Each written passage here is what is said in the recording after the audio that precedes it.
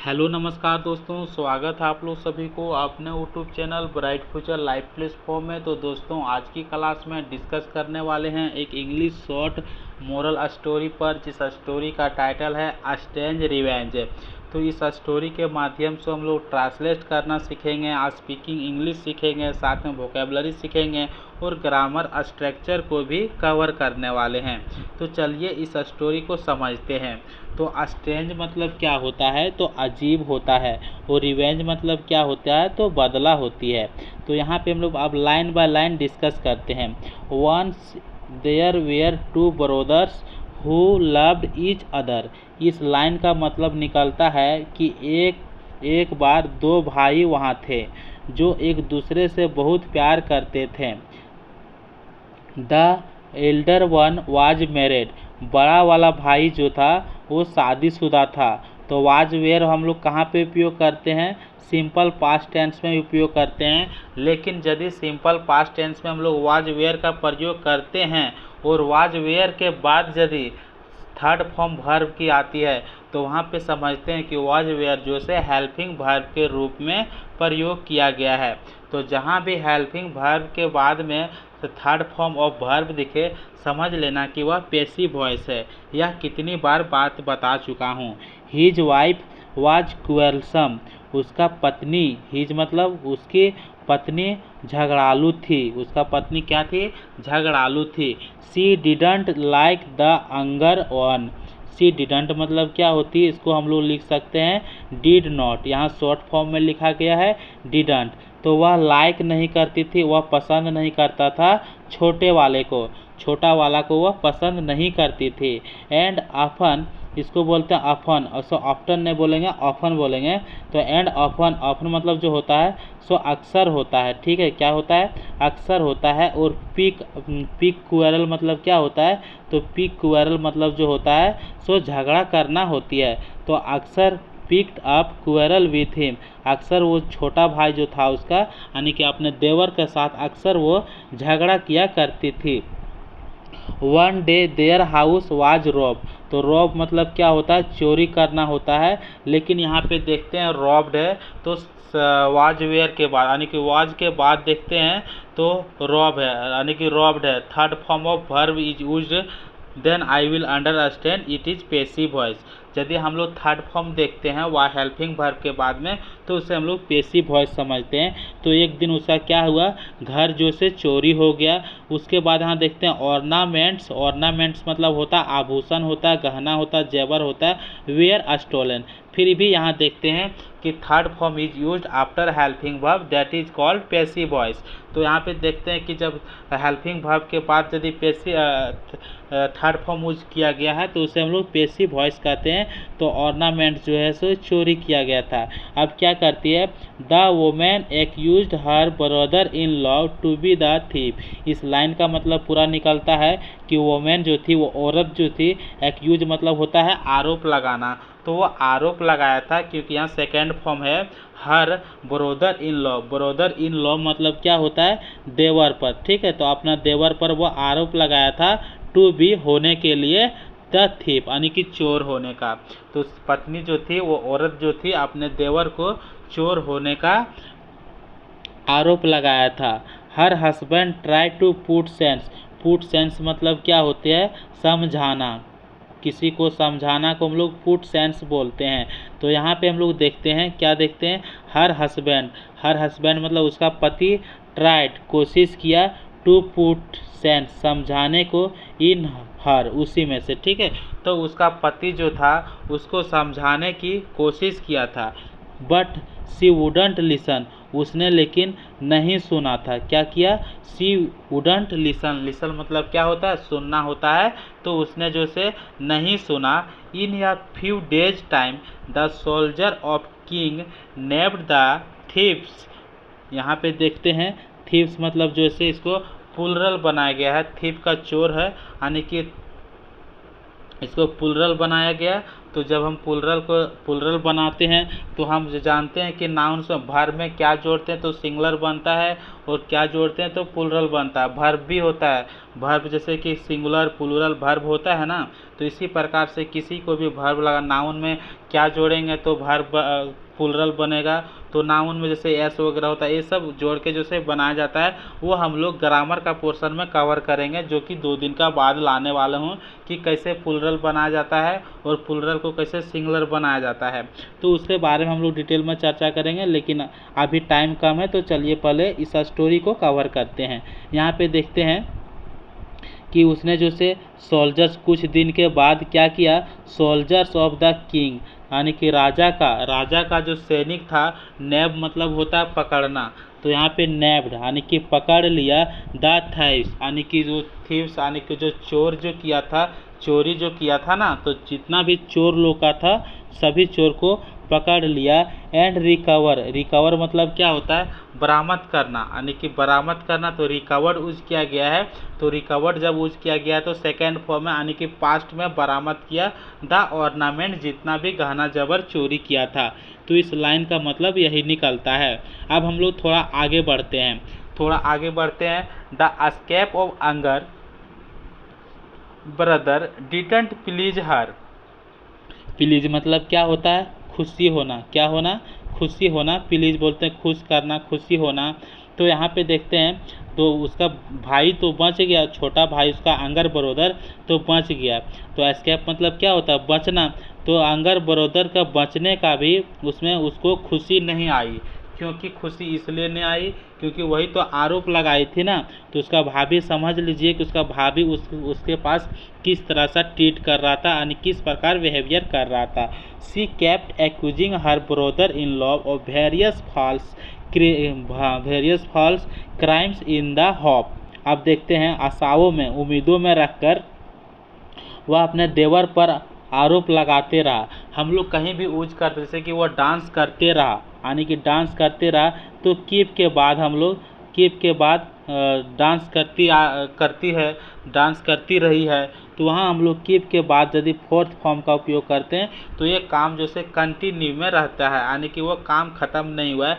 तो यहाँ पे वह आरोप लगाते रहा, यानी कार्य जैसे लगातार करता रहा, तो पास्ट में है तो उसको बोलेंगे केप्ट एक्यूजिंग, यानी कि वह लगातार जो है सो वह क्या करता रहा, वह आरोप लगाते रहा अपने देवर पर अलग अलग तरह का झूठ अपराध फैलाकर, इन द होप यानी कि उम्मीदों में रखकर, that her husband would get to rid of his brother, ताकि उसका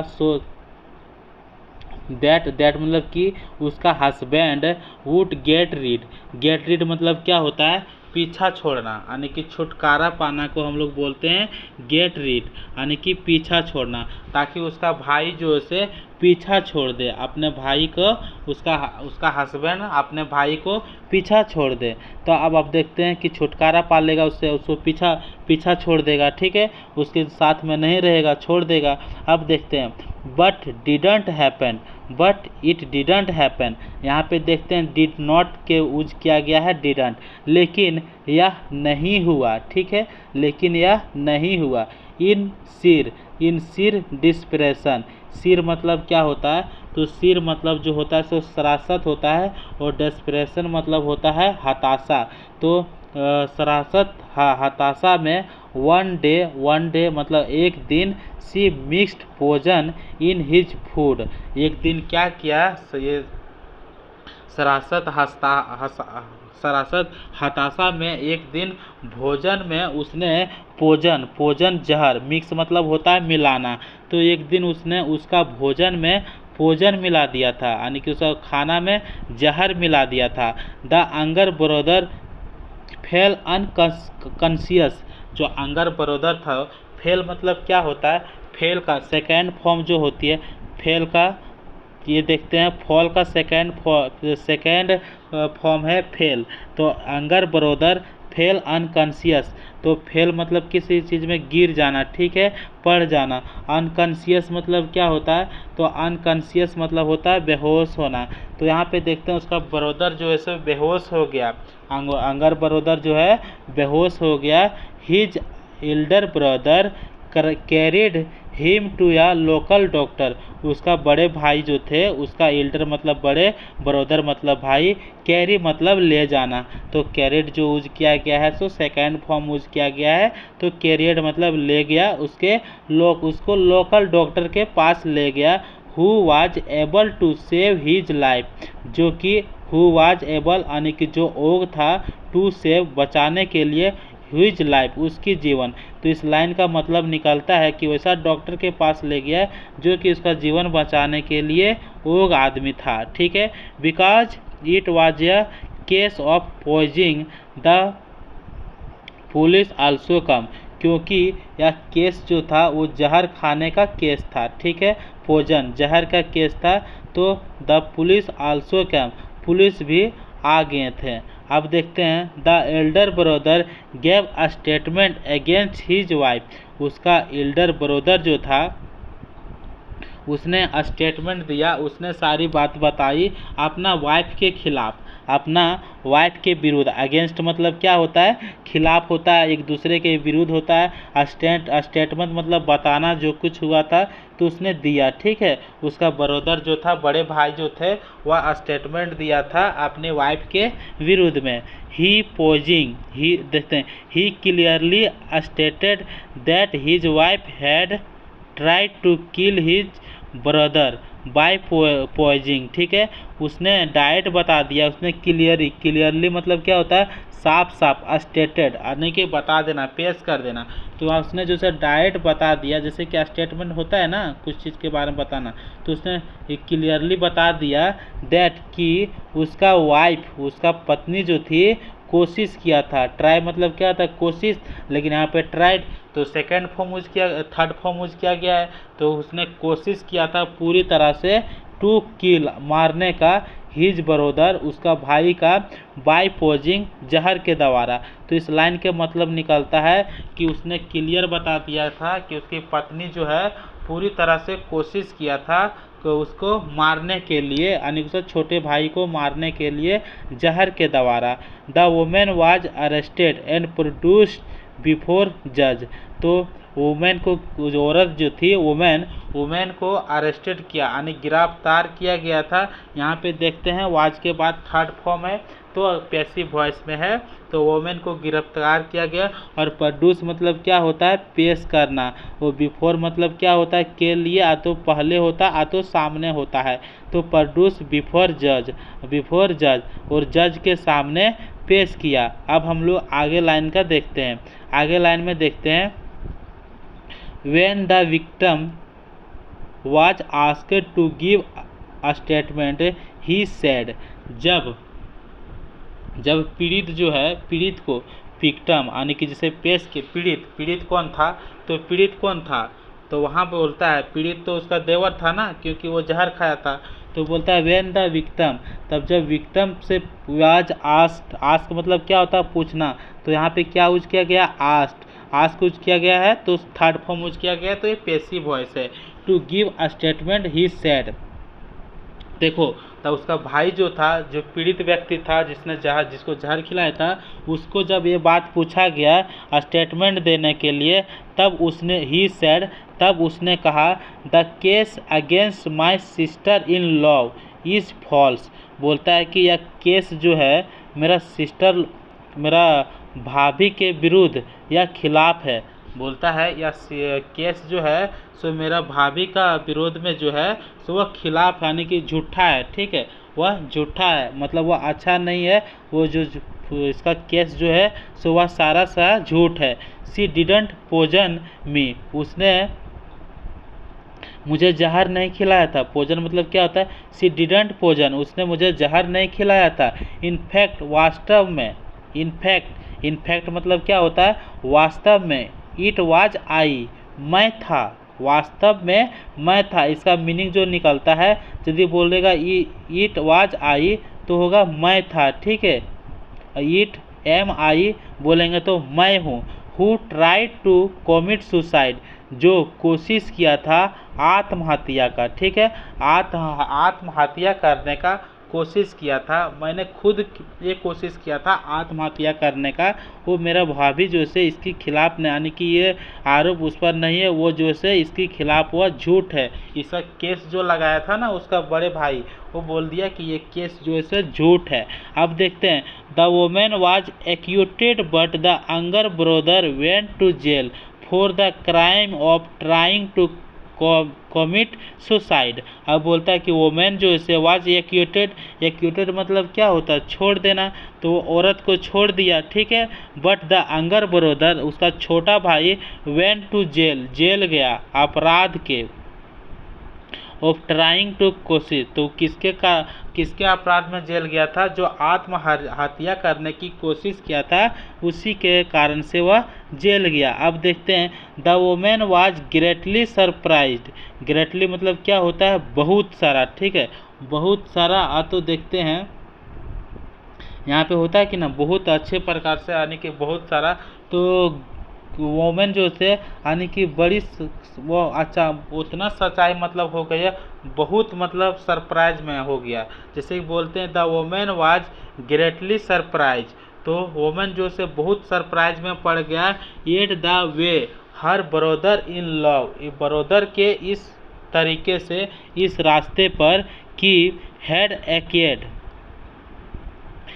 एक्टेड मतलब क्या होता है, तो हैड जो एक्टेड मतलब होता है उसके मतलब अभी समझते हैं। जैसे कि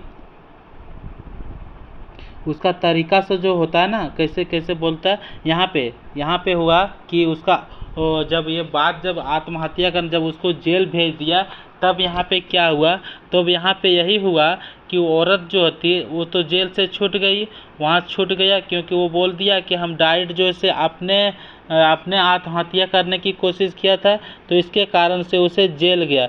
तो जब जेल गया तब यहाँ देखते हैं वोमेन जो है वाज ग्रेटली सरप्राइज, वोमेन जो है बहुत यानी कि बहुत सारा सरप्राइज में पड़ गई। At the wave her brother in law, कि ब्रदर इन लॉ जो है इस तरह क्यों बोला उसको, इस ब्रदर इसका देवर के बातें से, इस तरह बातें से, ठीक है। हैड एक्टेड मतलब कि उसने खुद किया है, ये उसने बोल दिया, इसी के कारण से वो बहुत सरप्राइज हो गया। तो इस लाइन के मतलब पूरा निकलता है, जैसे कि इस लाइन का मतलब पूरा निकलता है, जब औरत जो से क्या होती है, बहुत सारा मतलब बहुत में तो सरप्राइज में पड़ जाती है, बड़ी सरप्राइज में पड़ जाती है, क्योंकि बोलता है उसका देवर कि मैंने खुद किया है।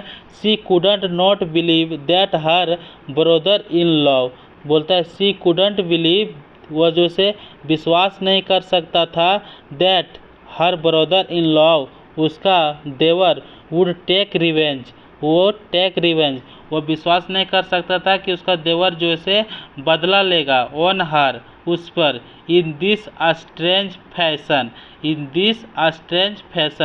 तो इस अजनबी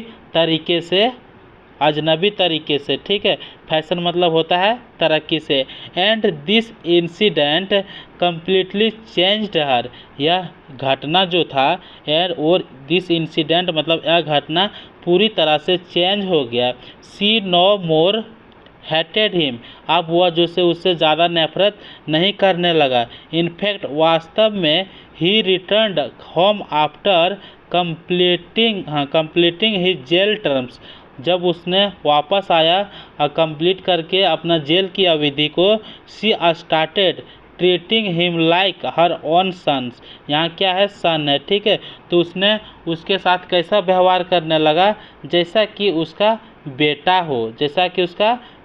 हो। तो इस कहानी का जो मोरल निकल कर आता है वो क्या आता है, देखते हैं। Evil can only be won over by love and kindness, evil जो बुराई जो है केवल जीता जा सकता है किसके द्वारा, लव और काइंडनेस, यानी कि प्यार और दयालुपन से, गुडनेस अच्छाईपन, ऑफ या नोबल कैरेक्टर, यानी कि नोबल का अच्छाईपन जो है, नोबल कैरेक्टर का जो अच्छाईपन है चेंजेज हो जाता है मैनी एन इविल साउल में, यानी कि बुराई की आत्मा में। तो यहाँ इस प्रकार से हम लोग देखते हैं कि बुराई को भी जीता जा सकता है प्यार और दयालुता से। तो इसका स्टोरी का मोरल निकल कर आता है। तो चलिए इस कहानी को एक बार फिर से रिपीट करता हूँ, यानी कि रिवीजन करता हूँ। ठीक है, यहाँ पे हम लोग रिवीजन करते हैं। तो इस स्टोरी में हम लोग क्या सीखने को मिला कि अजीब बदला कैसे होता है। तो अजीब बदला जो होती है वो हम लोग देखते हैं। एक बार इस कहानी में क्या हुआ था, वहाँ पे दो भाई रह रहे थे जो एक दूसरे से बहुत प्यार करते थे, लेकिन बड़े भाई का शादी हो चुका था। वो बड़े भाई का पत्नी जो था अपने छोटे देवर को पसंद नहीं करता था, मतलब उसको अच्छे तरह से उसके साथ बिहेवियर नहीं करता था। बिहेवियर मतलब उसके साथ अच्छा व्यवहार नहीं करता था। एक दिन क्या हुआ, उसका घर में चोरी हो गया, साथ में गहना जेवर का भी चोरी हो गया। तो उसने जो से अपना छोटे देवर पर आरोप लगा दिया चोरी होने का। बट जो राजा का सैनिक और सिपाही जो था उसने चोर को पकड़ लिया और सारा सामान को रिकवर्ड कर लिया, यानी कि सारा सामान को बरामद कर लिया। तब इस मामले से उसका छोटा भाई जो होता है, यानी कि वो लेडीज़ का जो देवर जो होती है सो बच जाती है। बचने के बाद भी उसके मन में खुशी नहीं होती है। तो जब उसको खुशी नहीं होती है तो फिर उसने जो से क्या करती है, उसका भाभी जो होती है उस पर आरोप लगाते रहती है। तो उसका हस्बैंड जो होता है वो उसे समझाने की कोशिश करता है, लेकिन वह नहीं सुनता है। ठीक है, लेकिन वह नहीं सुनता है। तो क्या होता है, एक दिन होता है कि उसका भाभी जो होती है उसका खाना में जहर डाल देता है। तो जहर डाल देने के बाद वो बेहोश पड़ जाता है, जिसके कारण से उसका बड़े भाई उसको लेकर लोकल डॉक्टर के पास लेकर जाता है, जो कि डॉक्टर जो होती है वो सफल होती है इसको बचाने के लिए। तो जब वो सफल हो जाती है, बचा लेता है, तब उसका बड़ा भाई जो होता है सो अपने वाइफ के खिलाफ जो से केस कर देता है। तो अपने वाइफ के खिलाफ के बाद केस करने के बाद उसे जेल जाना पड़ता है। तो जब विक्टिम बोलते हैं जो पीड़ित व्यक्ति होती है, तो वहाँ पे जब उसको जेल भेज देता है और जज के सामने पेश कर देता है, तब ये गवाह जो गवाह बोलते हैं वो पीड़ित व्यक्ति, उससे पूछा जाता है, जज लोग पूछता है। तो उसे पूछा, तब उसने कहा क्या, वो कौन कहा, यानी कि उसका छोटा देवर जो कि उसे पीड़ित था, जो कि भोजन में फूड मिलाया था। तो उसने बोला कि नहीं, ये बात जो है मेरे भाभी के खिलाफ है, यानी कि मेरे भाभी के खिलाफ एक केस जो खिलाफ में केस हुआ है वो सारी बात जो से झूठा है। तब जो जज जो होती है वो उसको, यानी कि पुलिस जो होती है सो उसको छोड़ देती है। किसको, उसका भाभी को छोड़ देती है। तब वो घर आ जाती है और ये विक्टिम जो होती है ये बोलता है कि मैं अपने से आत्महत्या करने की कोशिश किया हूँ। उसके मतलब वो पॉइंट से वो जेल चला जाता है। तो जब वो जेल चला जाता है तो उसका भाभी जो होती है सो बोलती है कि ये जो से मेरे बारे में ऐसा बोल के क्यों बोला कि मैंने खुद किया है, आत्महत्या करने खुद किया है। तो उसका भाभी जो होती है सो अब उससे व्यवहार अच्छा से करने लगता है। तो जब वो जेल को कंप्लीट करके आता है, जेल अवधि को कंप्लीट करके आता है, तब उसको अपने बेटा के जैसा प्यार करने लगता है। और यही इसका कहानी का अर्थ यही निकलता है। और इस कहानी को एंड यही होता है कि जब वो जेल से आता है तब अपना बेटा जैसा मानने लगता है अपने देवर को। तो इस स्टोरी आज यहीं समाप्त होता है। तो फिर हम लोग मिलेंगे न्यू स्टोरी के साथ, फिर अगले नए अंदाज में, और साथ में हम लोग डिस्कस भी करेंगे। जितना भी अभी अच्छे टॉपिक कवर करेंगे, अच्छे टॉपिक लेकर आएंगे, ताकि हम लोग स्पोकन इंग्लिश भी सीख सकें। तो अच्छा लगता है मेरा क्लास तो लाइक करें, शेयर करें, साथ में सब्सक्राइब करें, ताकि नोटिफिकेशन जा सके और आप लोग भी देख सकें।